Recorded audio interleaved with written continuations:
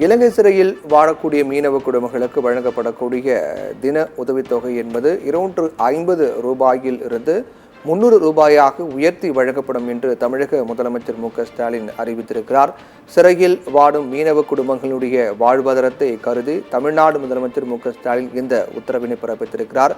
இலங்கை சிறையில் குறிப்பாக எல்லை தாண்டி மீன்பிடித்ததாக கூறி தமிழகத்தைச் சேர்ந்த மீனவர்கள் பலரும் இலங்கை கடற்படையால் சிறைபிடிக்கப்பட்டு சிறையில் அடைக்கப்பட்டு வருகிறார்கள். அதே போன்று அவருடைய படகுகளும் இலங்கையை தன்னுடைய அரசுரிமையாக்கி நடவடிக்கை எடுத்து வருகிறது. இந்நிலையில் இலங்கை கடற்படையால் கைது செய்யப்படக்கூடிய தமிழக மீனவர்கள் எண்ணிக்கை என்பது அதிகரித்து கொண்டே போகக்கூடிய வகையில் இதை தடுக்க தமிழக அரசு பல்வேறு நடவடிக்கைகளை மேற்கொண்டு வருகிறது.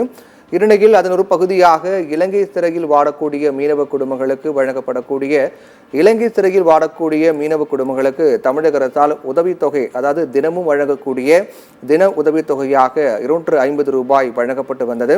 இந்நிலையில் மீனவ குடும்பங்களுடைய வாழ்வாதாரத்தை பாதுகாத்திடும் பொறுத்து அந்த உதவித்தொகை என்பது உயர்த்தி வழங்க தமிழக அரசு நடவடிக்கை எடுத்து அதற்கான அறிவிப்பை வெளியிடப்பட்டிருக்கிறது. அந்த அறிவிப்பின்படி தினசரி வழங்கக்கூடிய அந்த உதவித்தொகை என்பது உயர்த்தி வழங்கப்படுவதாக தெரிவிக்கப்பட்டிருக்கிறது. இதன் மூலமாக இலங்கை கடற்படையால் பறிமுதல் செய்யப்பட்ட விசைப்படகு உரிமையாளர்களுக்கான நிவாரணத் தொகையும் ரூபாய் 6 லட்சமாக உயர்த்தி வழங்கப்படும் என்றும் அறிவிக்கப்பட்டிருக்கிறது.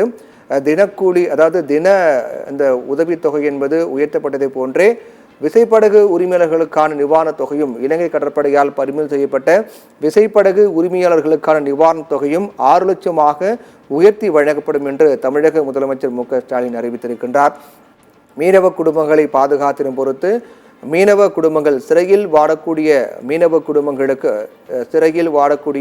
குடும்பங்கள் அவர்களினுடைய வாழ்வாதாரத்தை பாதுகாத்திடும் வகையில் இந்த நிவாரணத் தொகை என்பது உயர்த்தி வழங்கப்படுவதாக தெரிவிக்கப்பட்டிருக்கிறது.